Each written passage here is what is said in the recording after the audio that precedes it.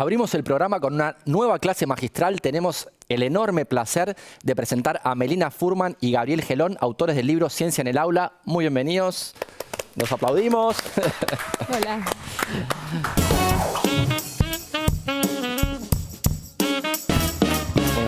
La verdad, un enorme placer. Son súper amigos de la casa. Ambos son biólogos y educadores y nos van a estar contando un poco de qué se trata el libro La Ciencia en el Aula, que Siglo XXI acaba de reeditar hace poquito. Así que bueno, cuéntenos cómo es hacer ciencia en el aula.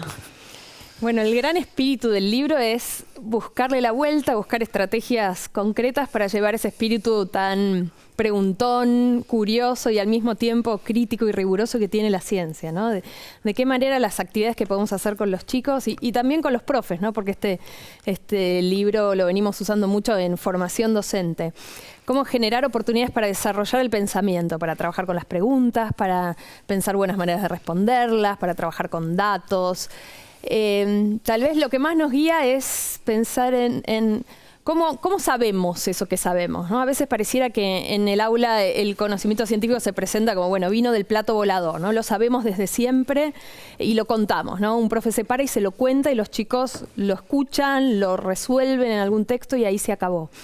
Y el gran desafío es ir recorriendo con los chicos ese proceso, ¿no? De dónde sale todo eso que sabemos hoy. Y el libro acaba de ser reeditado porque fue publicado hace unos años atrás.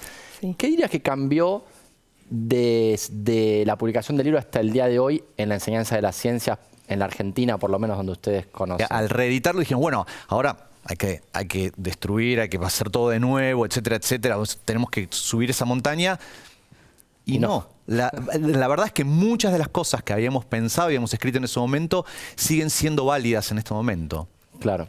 Y ustedes dividen la ciencia en grandes aspectos que quieren trabajar en el aula, ¿no? ¿Nos pueden contar un poco de eso? Tal vez tenés algún ejemplo, veo que tenés como un maletín de mago. Sí, claro. Tenemos un ejemplo para la primera dimensión de la ciencia, que es el aspecto empírico, lo llamamos, el mundo de los fenómenos, ¿no? Desde la importancia de que la ciencia acerque a los chicos a eso tangible que podemos observar, sobre lo cual después podemos empezar a pensar. Así que tenemos acá una sorpresita. A ver. A ver, el acelerador de partículas, no. No, vamos a poner esto que se llama la pajita en T. La famosa pajita La en T. famosa pajita en T, digamos, que a veces este dispositivo que, bueno, es muy caro, digamos. No sé si se ve, pero digamos es un sorbete que tiene atravesado un pequeño alfiler de acero. No tiene importancia, puede ser cualquier cosa. Uno lo pone acá. Sí. En realidad, justamente, cuando hablamos del aspecto empírico, lo que queremos decir es una cosa que es muy presente en la ciencia, que es que de última, todas las ideas que vos expresas en ciencia tienen un anclaje en algo en la realidad. O sea, vos lo que estás buscando es explicar, entender la realidad, Claro. la realidad física o biológica o química de las cosas. Entonces, en algún punto no puede ser un conocimiento yo te cuento y Claro. que es una idea que flotó ahí, eterna, siempre estuvo, no.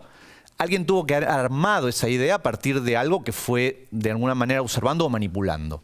Entonces, bueno, en algún punto en la clase hay que observar y manipular cosas. Entonces, este es un ejemplo de algo muy sencillo, porque fíjate, yo lo que puedo hacer es tratar de sacarme los piojos con esto. Tiene doble uso. Y lo pongo acá y... ¡Epa! Epa. No hay viento acá, no hay. No, esto no es truco. Sí, recién estaba aquí. No es magia, es ciencia. Exacto, no. Fíjate, entonces uno hace esto y dice, ¡ay, qué lindo! Como que lo qué sé impulsás yo. con el dedo, ¿no? A ver, una vez más. Mira. Para el otro lado, No espectacular. lo está tocando. No lo estoy tocando. Mi Qué dedo, bueno. tengo un dedo mágico que atrae al sorbete.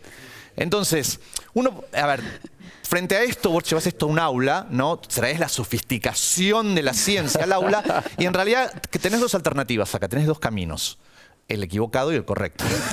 No, uno podría decir, bueno, esto, chicos, es un lindo ejemplo de electricidad estática. Y boom, empezás ahí con todo. Claro. Y eligiendo una palabra y poniéndola ahí, entronizaste a la palabra, a la terminología, y te perdiste de explorar esto como algo nuevo. Imagínate que sos alguien que vio esto por primera vez y no tenía la menor idea. ¿Está bien? Entonces, Claro. ahí se te abre otro camino, que es explorar qué es lo que está pasando y qué ideas clave atrás de todo esto. Yo te digo una muy chiquitita, vemos esto. Entonces, mi primera pregunta sería, increíble. ¿es mi dedo el mágico? Bueno, a ver, vamos a probar con otro material. ¡Oh! Mira. O sea que en el vaso también. ¿Será esto Los libros, por ejemplo. A ver. Los libros también lo hacen. Bueno, esta es la puerta para una investigación muy sencillita, pero que te muestra esto. Este tipo de interacción, a diferencia de otras interacciones, como por ejemplo lo que pasa con los imanes, ¿está bien? Esta, si vos probás y probás y probás, es universal.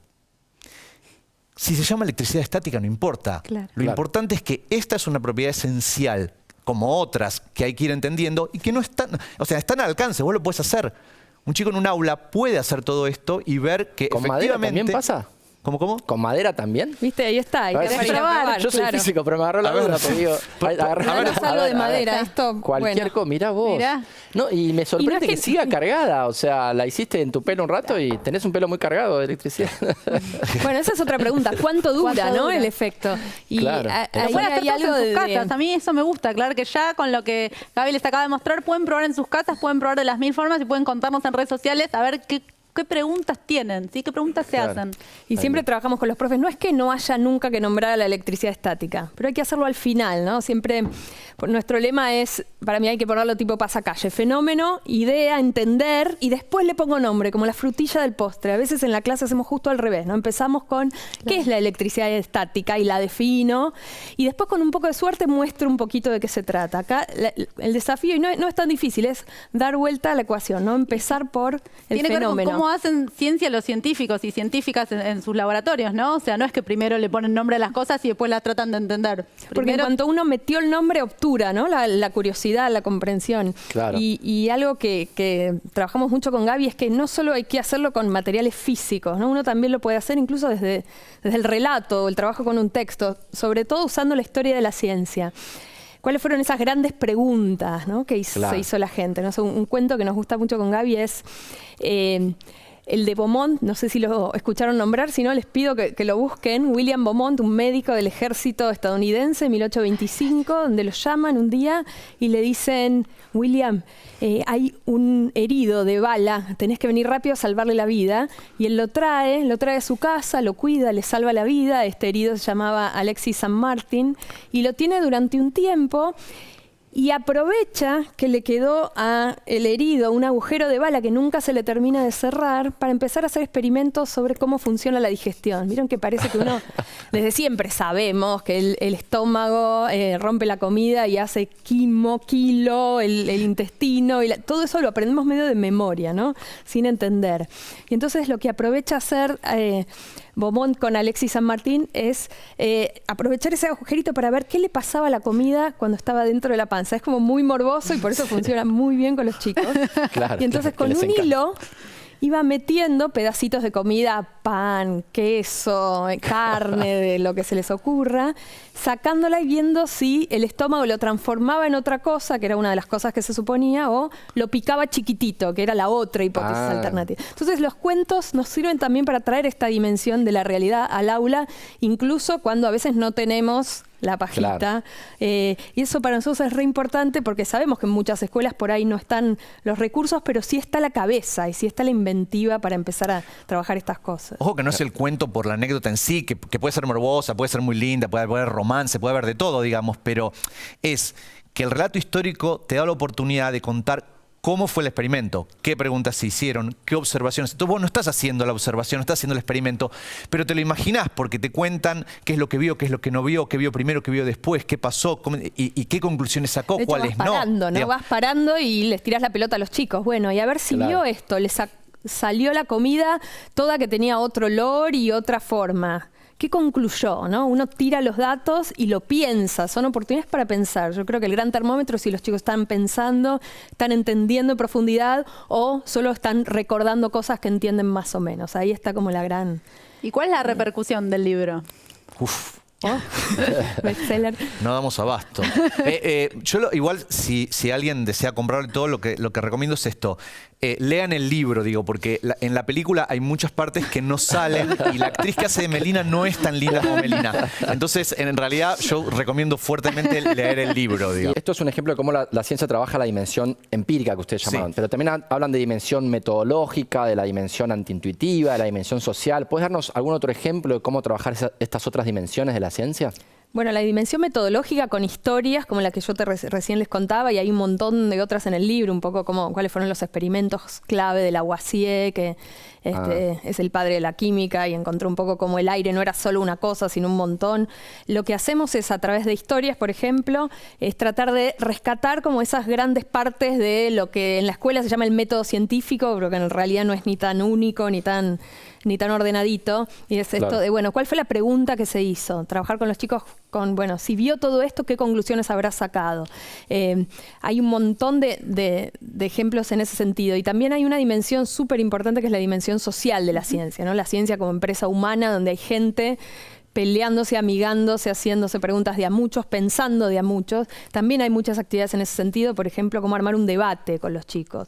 Incluso debates éticos, o sea, ¿está bien o no, es ético o no experimentar con animales? ¿Es ético o no largar al mercado ciertos medicamentos? Entonces, la edición del genoma, no sé. Totalmente, ¿no? Esas grandes preguntas que no hay respuesta y que está bueno discutirlas en la escuela. La ciencia no está ajena a eso, porque es una empresa es parte hecha por del personas. saber necesario para responder esas cosas sobre las cuales tenemos que opinar desde distintos lados.